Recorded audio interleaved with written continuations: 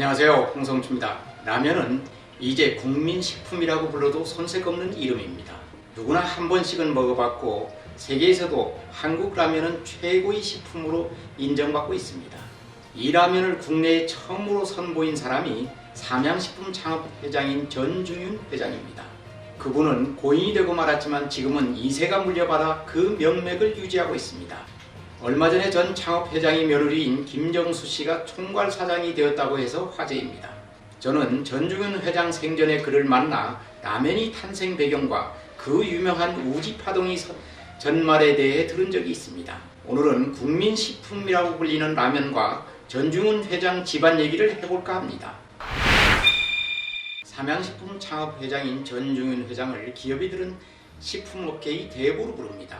1963년 국내 최초로 라면을 생산해 라면을 부식이 아닌 주식으로까지 승화한 그는 생전에 숱한 일화를 남긴 기업인이었습니다.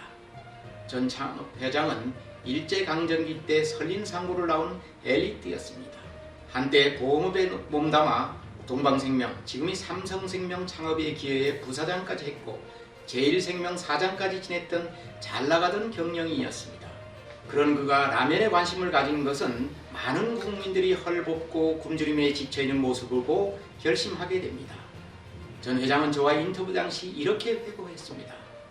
우리 서민들은 식량이 없어 미국에서 무상으로 원재준 밀가루를 갖고 수제비 등을 해먹으며 연명하는 등 아주 비참한 생활을 하고 있었다고 했습니다.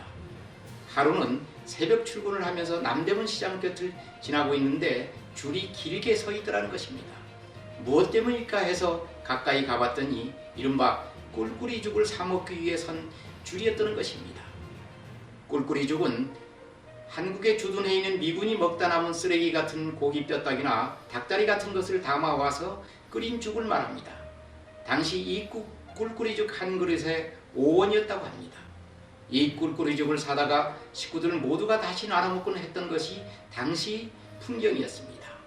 이런 장면을 본 전 회장은 보험 경영인으로 잘나가는 사업가가 되었지만 먹는 것을 해결할 방법을 찾아보겠다고 결심합니다. 1961년 삼양식품은 그렇게 탄생하게 됩니다. 보험회사 때 일본에서 맛본 라면을 한국에 도입하겠다고 마음먹고 일본으로 날아가 도움을 청했지만 일본 회사들의 반응은 냉담했습니다. 전 회장은 한국이 궁핍한 식생활을 호소하며 기술 이전을 부탁했지만 모두 거절당했습니다. 당시 라면 제조 기술은 일본 내에서도 신기술로 여겨져 군사 기밀에 버금할 정도로 기밀이었다고 합니다. 그러나 전 회장은 눈물 어린 호소를 하며 설득했습니다. 그 중에서 묘조식품이 전 회장이 간곡한 부탁에 성의를 보이고 기술을 전수해 줍니다. 기술을 이전받아도 기계를 살 돈이 없었습니다. 그때 실권자인 김종필 중앙정보부장을 찾아가 설득해 5만 달러의 차관을 받아 라면 공장을 만듭니다. 이렇게 해서 국내에 첫 제품을 만든 것이 1963년이었습니다. 처음 라면이 나왔을 때 국민들의 반응은 그렇게 좋은 편이 아니었습니다. 1년의 꾸준한 홍보 덕으로 서서히 라면이 시중에 알려지기 시작합니다. 특히 박정희 대통령이 라면의 매운맛을 가미해보라는 충고를 받고 매운 라면을 개발하면서 더욱 히트를 칩니다. 박 대통령은 술을 먹은 다음날 매운 라면이 숙취에 좋다고까지 하면서 라면에 힘을 실어줍니다. 라면이 잘 팔리자 몇몇 회사들이 라면업에 진출해 한때 춘추 전국시대를 방불케 했습니다. 그러나 전 회장은 가격을 올리지 않았고 정량인 100g과 한 봉지당 10원이라는 원칙을 고집합니다. 당시 자장면 한 그릇에 30원 할 때 라면은 10원이었습니다. 라면 한 개를 팔아도 오전 정도 이윤밖에 남지 않았다고 했습니다. 그러자 뒤늦게 뛰어든 라면 업체들은 속속 손을 들고 나가게 됩니다. 이후 삼양라면은 승승장구했습니다. 국내 시장 점유율이 80%를 넘을 정도로 절대 강자 위치에 올라섭니다. 그 뒤 롯데에서 분가한 농심에서 치고 올라오기 시작합니다. 농심이 시장 확대로 삼양라면은 시장 점유율이 60%까지 떨어집니다. 그러다 1989년 그 유명한 우지파동이 일어납니다. 우지라는 뜻은 소고기 기름이라는 말입니다. 우지파동은 한마디로 라면을 만들 때 공업용 소고기 기름을 사용했다는 것이 요체였습니다. 익명의 투서로 인해 당시 한 언론이 이를 대대적으로 보도했고 검찰은 라면 업체를 압수수색하고 경영진을 구속하는 등 그야말로 라면 시장은 쑥대밭이 되고 말합니다. 특히 삼양라면이 주 타켓이었습니다. 승승장구하던 삼양식품은 이제 회사 존립을 걱정할 정도로까지 곤두박질하고 맙니다. 전중현 회장은 우지라면이라는 검찰이 발표에 정면으로 대항하며 법정 다툼을 벌입니다. 법정 다툼은 7년 9개월 만에 끝이 납니다.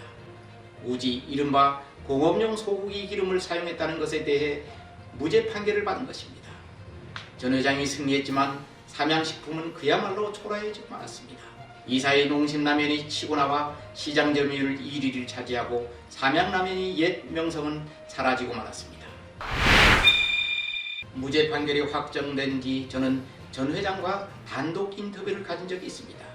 당시 삼양식품본사는 서울 종로구청 근처에 있는 수송초등학교 터에 있었습니다.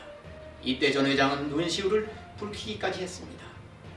사전에도 없는 공업용 유지라는 용어를 들고 나와 이렇게 한 기업을 매장시킬 수 있느냐는 울분이었습니다.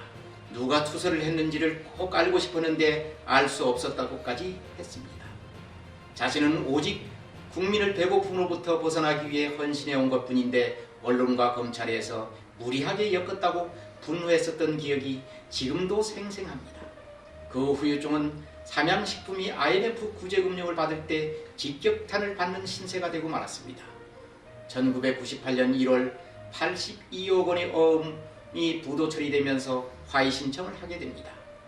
화의 신청은 2005년 끝이 납니다. 그 뒤 경영 영사화가 이루어졌지만 예전과 같지 않았습니다. 2014년 전 창업회장은 사망하고 경영권은 장남인 정인장 회장에게 돌아갑니다. 전 창업회장에겐 술라의 2남 5녀의 자녀가 있는데 전인장 회장은 쌍둥이 아들입니다. 동생인 전인성 씨는 현재 삼양식품 주식도 대부분 처분해 가업 경영과는 무관한 삶을 살고 있습니다. 쌍둥이인데도 형이 경영권을 완전 차지한 것입니다. 여기서 재미있는 분이 바로 전인장 회장의 부인인 김정수 총괄사장입니다. 김 총괄사장은 일찍이 시아버지인 전중현 회장이 눈에 들어 경영 일선에 나섭니다. 서울여고에서 작곡을 전공한 조금은 독특한 이력을 갖고 있습니다. 1998년 삼양식품에 입사해 2001년엔 영업본부장으로 승진하게 됩니다. 그 다음에는 부사장이 되고 2010년부터 사장으로 재직하고 있습니다. 주변에서는 창업회장의 아들보다 며느리 경영 능력을 더 높이 평가했다고 합니다. 실제로 김 사장은 매운맛이 대명사인 불닭볶음면을 개발해 삼양라면이 전성기를 구현해냅니다. 이 라면은 세계적인 히트 상품이 됩니다. 이 라면을 개발한 것이 2011년입니다. 전 회장이 생존해 있을 때였습니다. 경영은 정상화했지만 자녀 간 갈등이 외부로 노출돼 역시 이 집안도 돈 앞에는 장사가 없다는 것을 보여줍니다. 삼양식품이 미국 내 독점 판매권을 갖고 있던 큰 누나 전문경 씨와 법정 분쟁을 벌인 것입니다.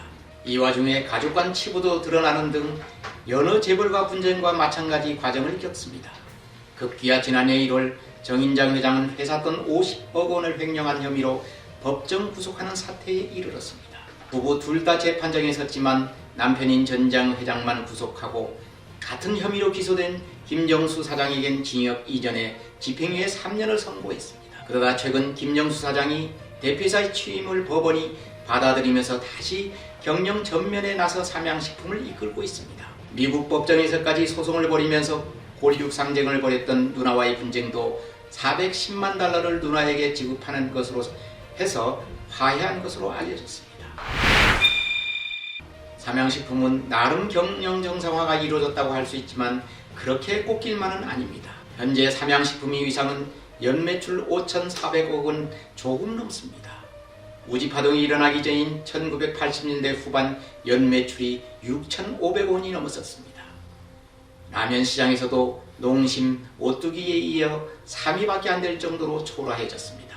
제가 오늘 삼양식품과 라면 얘기를 들고 나온 것은 무리한 공권력 행사와 언론 폭로가 얼마나 위험한 일인가를 알리기 위함입니다. 그렇게 몇 년 동안 온 언론이 도배를 하며 야단을 치다가 결국 무죄가 났지만 이미 기업은 다시 돌아올 수 없을 만큼 상처를 입은 뒤였습니다. 전중훈 창업회장이 저와 만났을 때 했던 기억이 지금도 생생하게 와닿습니다.